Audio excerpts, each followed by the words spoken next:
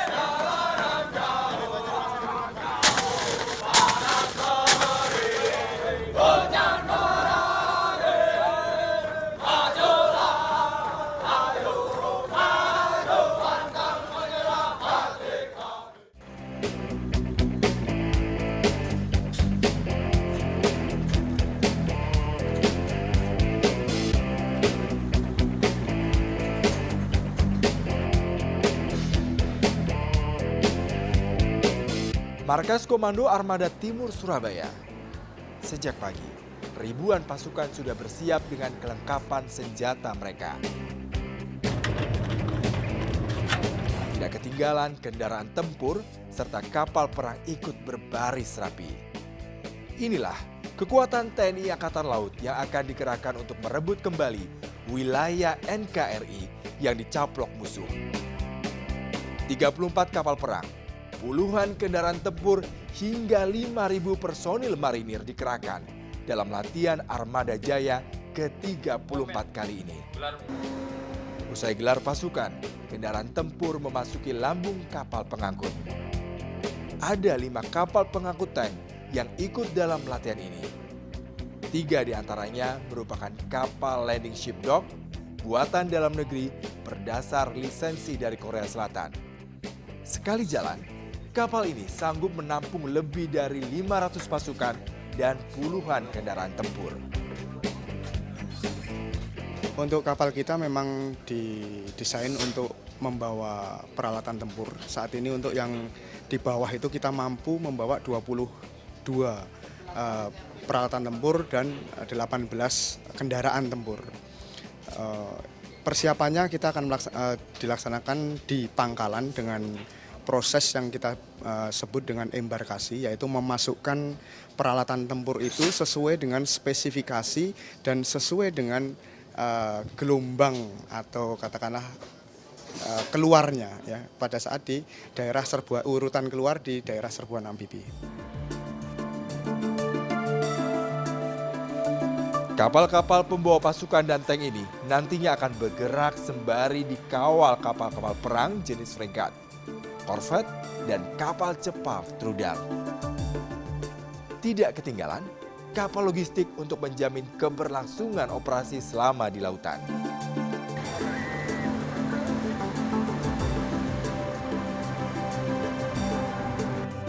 Setelah semuanya siap, kapal pun berlayar dan bertempur. Meski perairan tampak tenang, kewaspadaan tetap utama. Berkali-kali helikopter serta pesawat pengintai melakukan pengawasan di sekitar perairan yang akan dilewati Satuan Tugas TNI Angkatan Laut. Kontak musuh pertama justru datang dari bawah permukaan laut. Kapal selam musuh terdeteksi mendekati armada TNI Angkatan Laut. Dalam istilah tempur TNI Angkatan Laut, hal ini dinamakan peran bahaya bawah air. 4 kapal perang korvet kelas Parchim pun segera memburu sasaran, sekaligus melindungi armada utama. Kapal perang ini memang didesain untuk mendeteksi dan menghancurkan kapal selam musuh. KRI Silas Papare, KRI Tengku Umar, KRI Wiryanto, serta KRI Patimura meluncurkan roket-roket anti kapal selam. Roket ini adalah jenis RBU 6000 buatan Rusia. Roket ini didesain meledak di kedalaman tertentu, lalu gelembung kejutnya mampu merusak bahkan menenggelamkan kapal selam. Usai pertempuran, suasana tegang belum mencair. Di wilayah perairan masih ada unsur-unsur tempur musuh. Kontak kali ini datang dari kapal perang musuh yang berlayar sekitar 55 km dari armada TNI Angkatan Laut. Setelah terdeteksi, kapal perang pengawal memberikan perlindungan kepada kapal armada. Sementara kapal cepat rudal sibuk bermanuver serta mengunci sasaran musuh. Kesibukan dan ketegangan mewarnai anjungan Pusat Informasi Tempur KRI Celurit. Ketika posisi sasaran terkunci, maka rudal pun meluncur.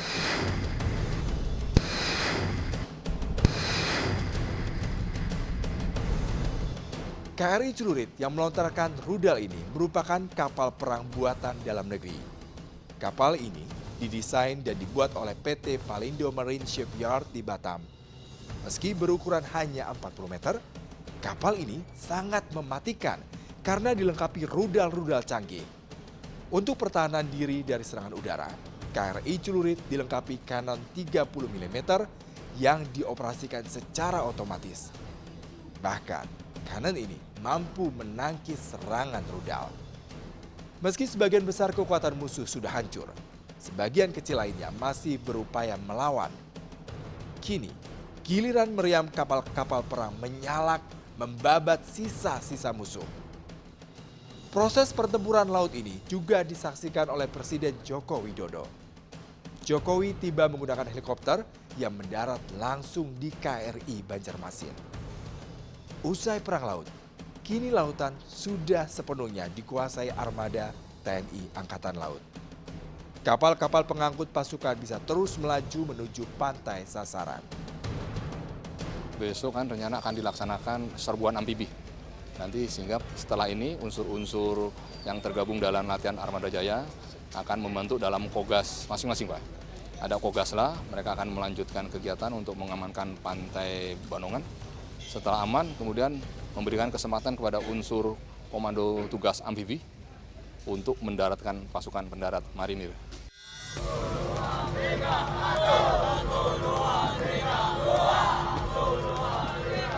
Di kapal pengangkut, para marinir terus bersiap dan berlatih.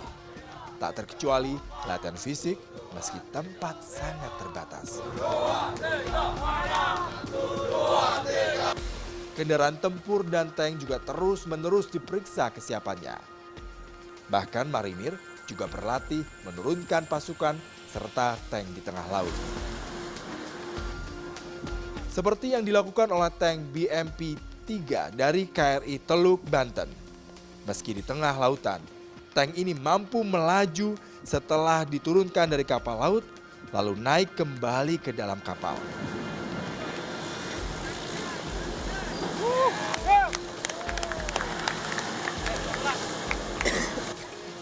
Keunggulan laut dan udara sudah dikuasai oleh unsur-unsur kita.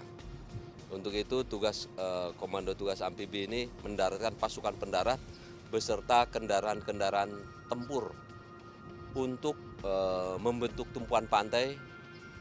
Kemudian kita mendaratkan pasukan, waktunya ditetapkan. Jadi di dalam perencanaan waktu itu ditetapkan bahwa pada hari H, jam J, kita harus mendaratkan pasukan untuk merebut tumpuan pantai.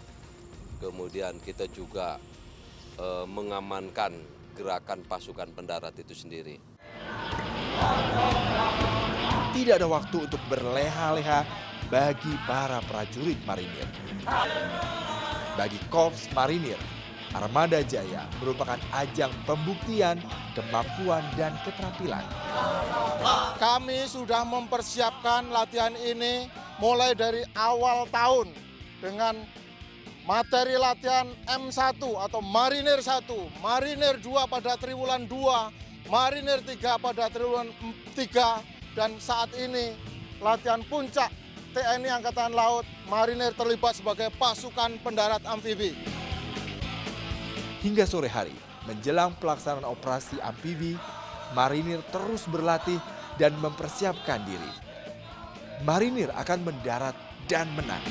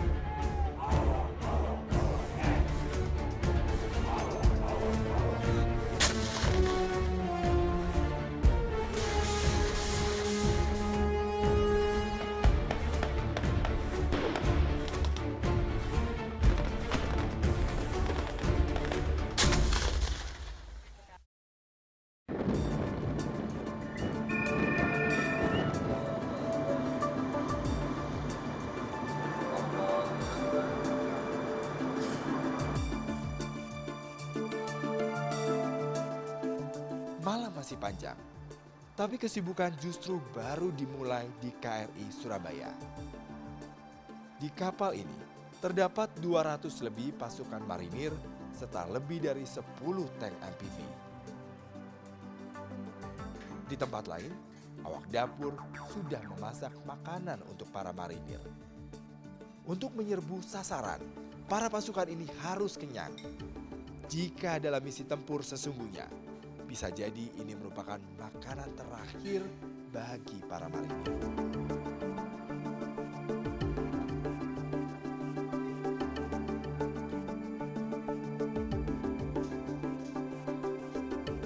Menjelang jam yang ditentukan, lampu-lampu kapal digelapkan. Ini berfungsi untuk menyamarkan kedatangan kapal amfibi yang karena posisinya sudah mendekati pantai Banongan, Jawa Timur yang dikuasai musuh.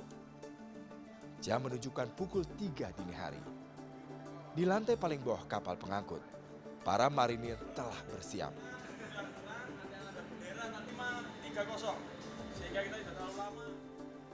Sebagian lainnya memilih beristirahat, memanfaatkan waktu tersisa sebelum terjun ke medan tempur. Mesin-mesin tank amfibi mulai dipanaskan. Tugas operasi amfibi memang bukan tugas mudah. Acap kali tugas melabrak pasukan musuh di pantai ini memakan korban jiwa marinir.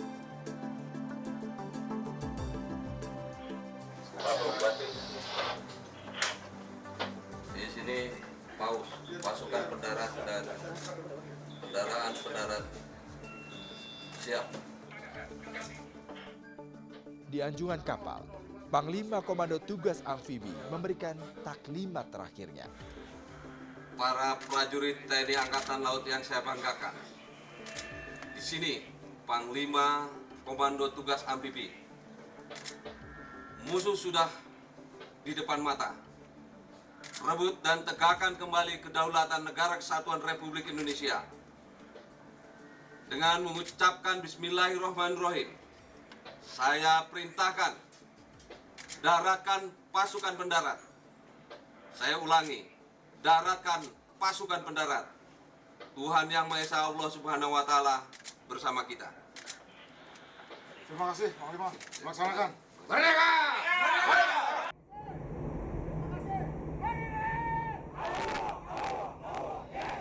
Komandan Korps Marinir yang juga komandan pasukan pendarat memotivasi anak buahnya. Ia sendiri yang akan memimpin langsung operasi pendaratan marinir.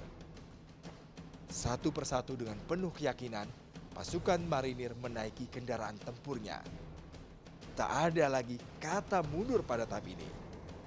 Mesin-mesin tank makin menderu. Asapnya memenuhi kabin kapal dan menyiksa pernafasan. Saat ini, yang dinanti justru segera meluncur ke laut. Tepat saat matahari terbit, satu persatu tank amfibi itu terjun ke lautan lepas. Jarak antara kapal pengangkut dengan pantai sekitar 1 km. Selepas keluar dari kapal, tank-tank amfibi bermanuver membentuk formasi. Mereka melaju melalui lorong pendaratan yang sebelumnya sudah disiapkan pasukan intai amfibi dan Kopaska.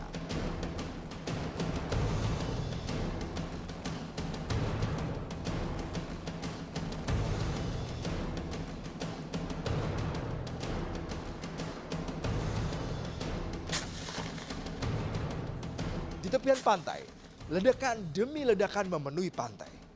Tak ketinggalan pesawat tempur yang memberikan dukungan serangan darat untuk membersihkan pantai dari kekuatan musuh.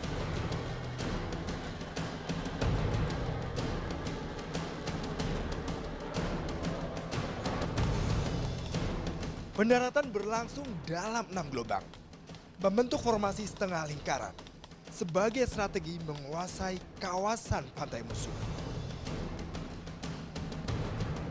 Setelah pendaratan sempurna dan gangguan musuh di pantai berhasil ditaklukkan, ratusan prajurit turun dari kendaraan tempur untuk menyerbu pasukan musuh di lembah, rawa, hingga perbukitan.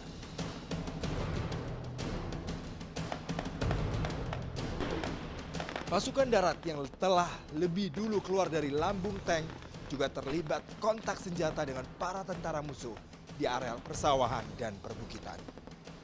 Pertempuran hebat pasukan gabungan TNI AL dengan musuh ini pun berlangsung sengit. Pasukan infanteri bergerak seirama dengan kavaleri yang mengandalkan serbuan tank.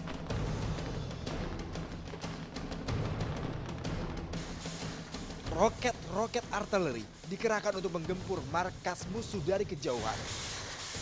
Roket jenis vampir dan Grand ini mampu menjangkau sasaran hingga 20 km. Kerusakan yang diakibatkan gempuran roket ini teramat luas.